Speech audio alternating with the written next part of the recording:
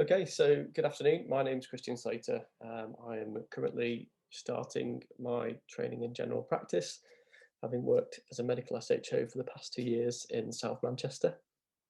Um, I've been invited by Sandeep Hira, one of my former colleagues, to present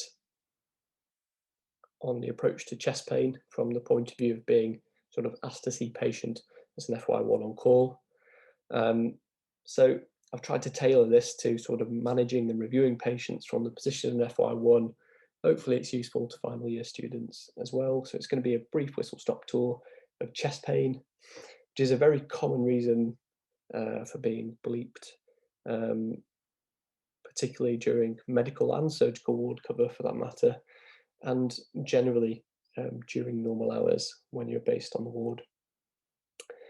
What I've tried to avoid is teaching you sort of things that you already know and going into detail about differentiating features in histories and history taking, and try to stick more to some tips to guide you and prompt you when you're making that transition from a student to medical practitioner. So I thought I'd start with a general approach to the whole ask to see patient process, and just break it down into its core components. Because I know certainly when I was a final year student, I don't think I knew what ATSP meant. I don't think I'm alone in that. And it certainly seemed like a very daunting process answering bleeps and dealing with these complaints on the ward in the first few weeks to months as an FY1. So I'll go through some general tips and break down the process of ask to see patient. We'll touch on the assessment process with regards to chest pain, key differentials, and then more specific investigation considerations that we might get a little bit worried about as an F1. Not that you have to worry about them, but they're just things that we're not used to ordering or acting upon, so things like troponins and D-dimers. And then to finish, I just wanted to share a few thoughts on managing uncertainty, which is essentially the job and the main learning curve as you're starting as a fledgling junior doctor. So generally speaking, towards the end of your final year, you're going to be quite comfortable with managing patients who are acutely unwell using the A to E assessment, because that's drilled into us through intermediate life support courses, simulation sessions. Some of you may have done the AIMS course, for example. But the challenge in reality is often how you deal with those nuances in presentations, in the scenarios that you're going to come across in the hospital setting, and the challenge is to make yourself feel comfortable with your own decision making and to be satisfied that you're doing a safe job. So with regards to the approach to ask to see patient, I've just broken it down into its sort of core components, the components of the process, so to speak, in chronological order. So we'll talk about answering the bleep, about the assessment, about formulating differentials, investigation and management plan, and then thinking about safety considerations. So it all starts with being bleeped. So you're going to be carrying one of these pager devices, all have slightly different appearances depending on the trust and depending on how old they are. They're an arcane piece of technology, but essentially you're going to be bleeped with a number to contact a nurse on a ward, a nurse who's concerned about a patient, in this case with chest pain. And that's where basic communication and following the structures that you've been taught in medical school, namely SBAR, are going to come into play. Another tip that isn't on this particular slide, I would say, is making sure you buy a computer when you do answer a bleep or answer the phone, because as soon as they've told you the patient details, you can start to look for observations, latest blood results, medical history, etc. if you've got electronic notes, and you're going to get an idea of how worried you're going to be of the patient. Through the handover and SBAR, you're going to try and get as much information as possible, understanding that very often the handover that nurses receive themselves can be quite limited, and they may not be able to offer all the information that you need. But at a minimum, you want some current observations. You want an idea of what's been going on over the past couple of days in the ward and what they're in for.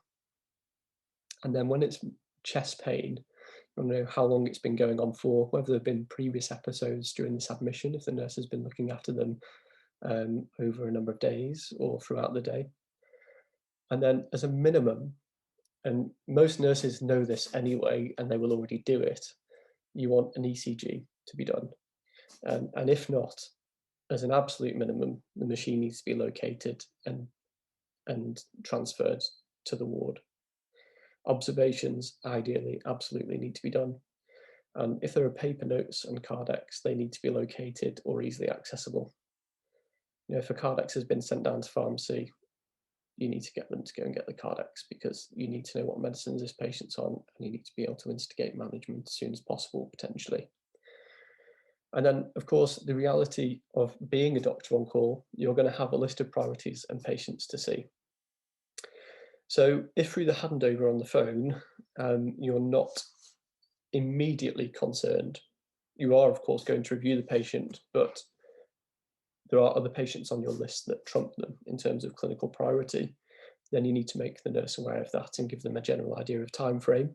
If you do have priorities, then you need to be thinking about, do have priorities, and this particular handover is concerning, then you need to be thinking about calling a senior and handing over so that they go and see the patient, or you divvy out the patients of concern between you. So when you arrive then, you're going to find the nurse that bleeps you and get a face-to-face handover. As a general rule, I would always just go and eyeball the patient. You'll find with more practice that this is going to be the way that you know whether you're worried about a patient or whether you have a bit more time to play with. If a patient looks unwell, then you need to do an A to E assessment first to stabilize them, of course. Ensure that there's up-to-date observations available. So some hospitals do operate with paper charts for observations. You just need to make sure that you can have access to those straight away so that you can see any trends. An ECG should really be available or be done at the point that you're arriving on the ward. But as I said earlier, at least a machine should be located. And if nurses are particularly stretched, it's not ideal if you've got lots of jobs to do, but you may just have to do the ECG yourself. If you've got a bit more time to play with and the patient isn't looking unwell, very quickly go and have a look at the clerking or a detailed summary, looking at what they came in with and their past medical history, usually a list of medicines as well that they're on will give you an idea of their current status. Last medical entry is always a good port of call as well. So what's currently going on with the patients? What are the issues? What is the plan? Are they medically fit, for example? Or have they been experiencing this particular type of pain? Is it all just symptomatic of something that's currently being managed? And then every patient, just get into your head that you need to know their escalation status. And then we follow a systematic assessment, which is going to be taking a history. Now, I said I don't really want to go into minutiae and the differentiating factors in a chest pain history, but always try and follow a system like Socrates, relevant systems review from a cardiovascular or respiratory point of view. You're ruling in and out the most concerning differentials. So the thing you're going to be worried about with chest pain is going to be MI, PE, pneumonia, pneumothorax, plus or minus a couple of others. You'll be focusing on the red flags that point to those particular differentials. And also, psychology is a very important element of pain and symptomatology, making sure if the patient has any specific concerns that you're trying to address those whilst you're speaking to them. In terms of examination, as I alluded to earlier, I think from an F1 point of view, following a structure like A to E is the safest port of call. And then in terms of the standout features of an A to E assessment with regards to chest pain examination, you're going to be checking the chest for any scars or any obvious trauma, bruising. You're going to auscultate and percuss. With regards to cardiovascular, checking the JVP, heart sounds, and looking for edema as a minimum. With regards to abdominal features of chest pain, generally palpating, getting an idea if there's any tenderness or guarding, listening for bowel sounds. And then with regards to the MSK differentials, which should always be considered, think about palpating the chest wall and getting the patient to point to any particular areas of pain, palpating in those specific areas to get an idea of whether that is the main cause. In terms of differentials, so you're going to split them up into systems.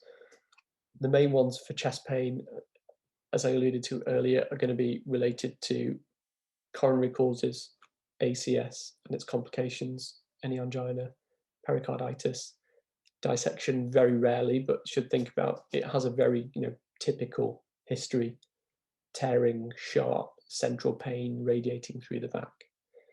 Occasionally atrial fibrillation as well, if it's a particularly rapid rate and there is an element of coronary artery disease, they can experience angina and chest tightness with a fast heart rate. So always think of AF.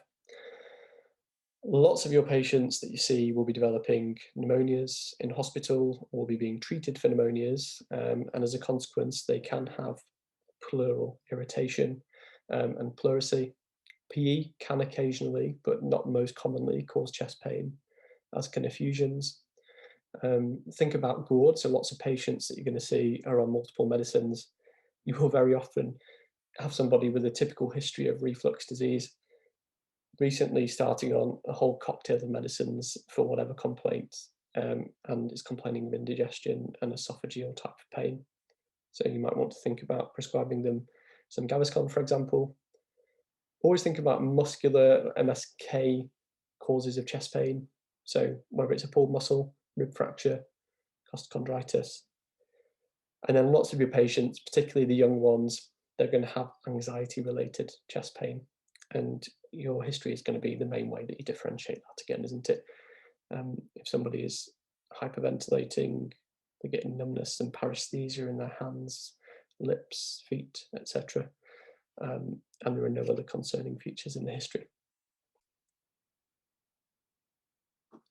Okay, and so thinking about investigations and related to chest pain, as with any sort of management plan and structured and approach, I'd probably stick with the minimally invasive to the most invasive and expensive. So thinking about bedside tests.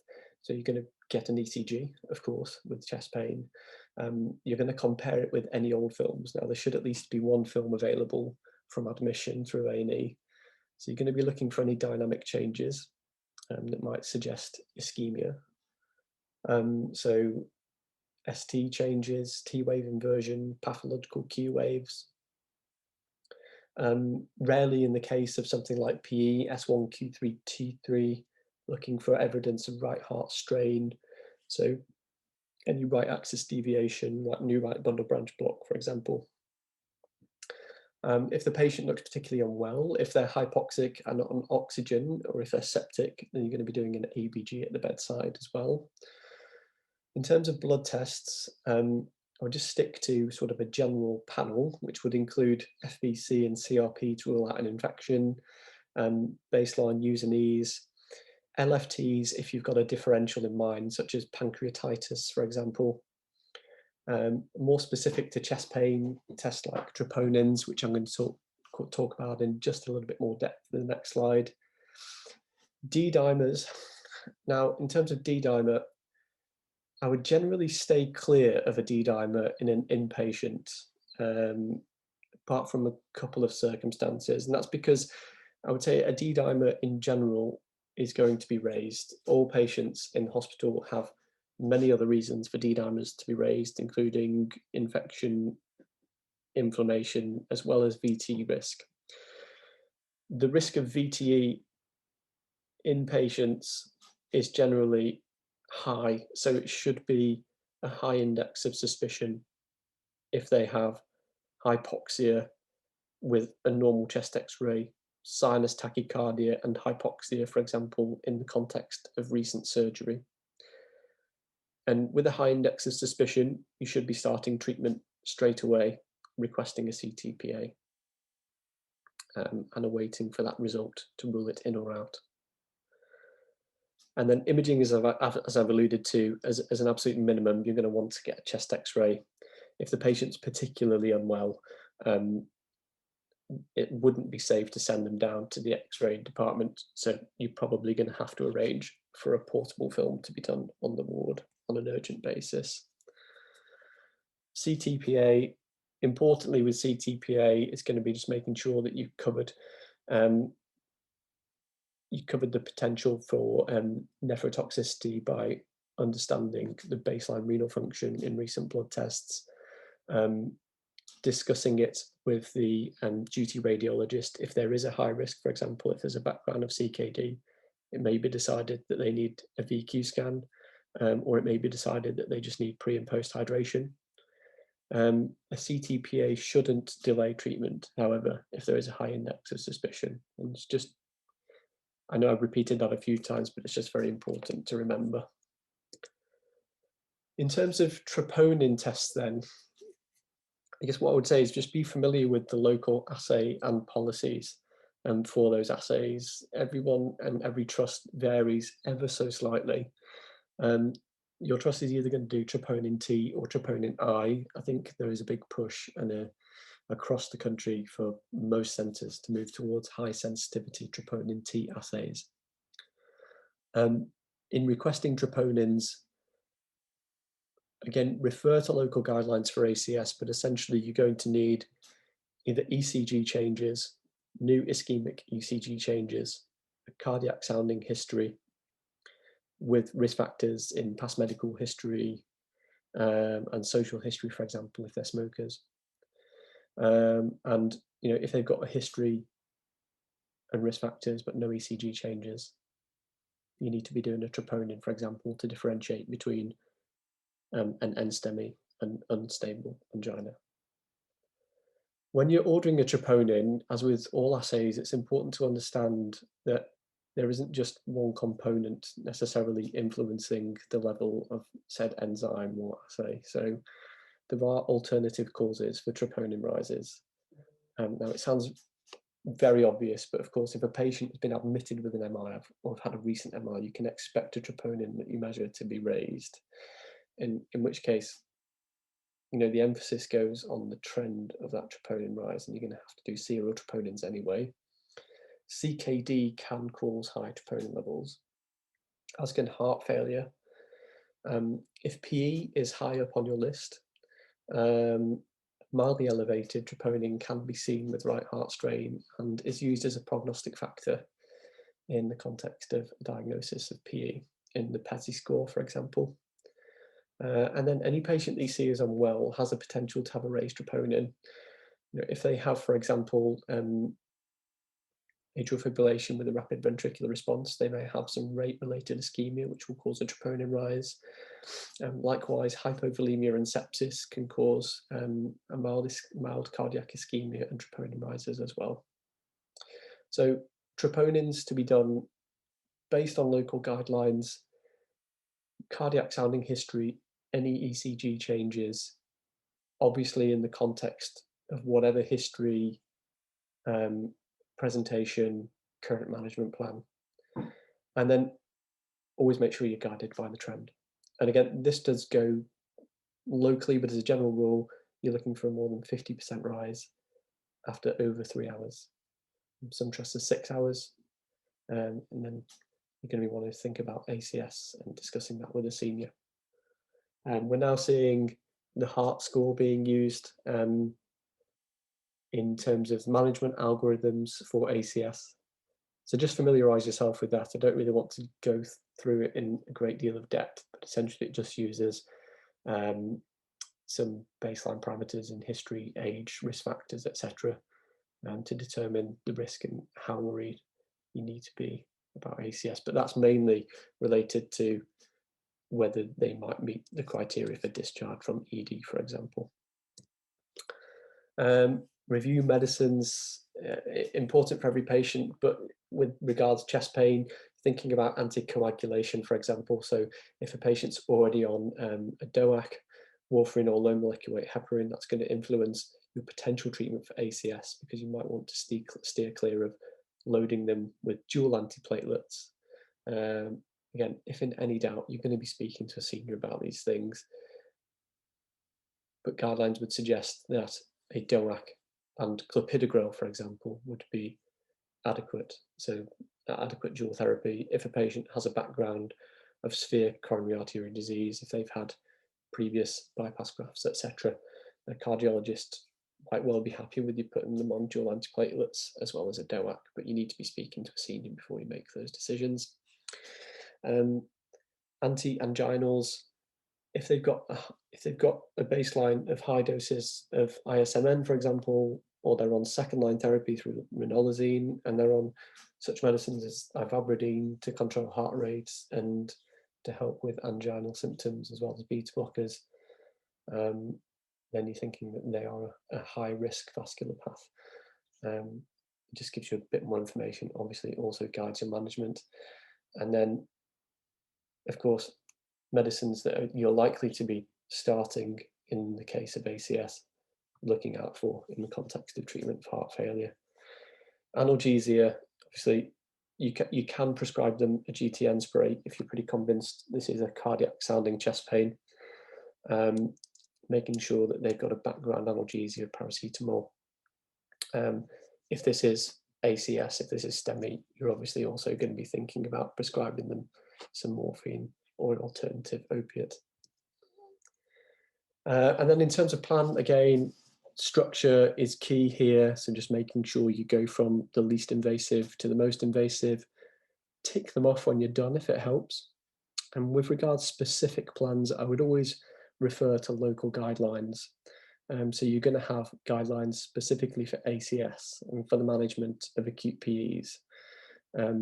Pneumonia and infection, you're going to be following the sepsis 6 and looking at local microbiology guidelines for antimicrobial therapies. With regards to something like ACS, for example, if you see a patient overnight with cardiac sounding chest pain, troponin rise, you're going to speak to your medical registrar. Dependent on your centre, you're also going to speak to cardiology.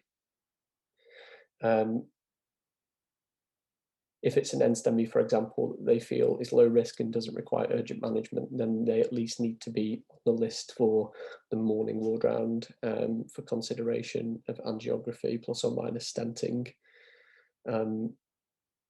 Anything more urgent than that, you do need to be speaking to them directly, and they need to be seeing that patient urgently. I would say as an F1, with just about every plan that you're making, if you're at all worried, you're definitely and you're not certain of what's going on, don't feel like you're alone. Discuss your plan with a senior, because in all likelihood and realistically, if you're concerned about a patient, the reg needs and wants to know about that patient. And then obvious, but just make sure that you take the time when you're with a patient, once you've finished and you've prescribed medicines in your plan and you've got a clear plan, that you write down the patient's details and a handover of the jobs that need to be done either overnight or need to be passed on to the day team in the morning. Just thinking of those practical things that you don't always necessarily consider in medical school, but become pretty critical to practice as an F1 and beyond.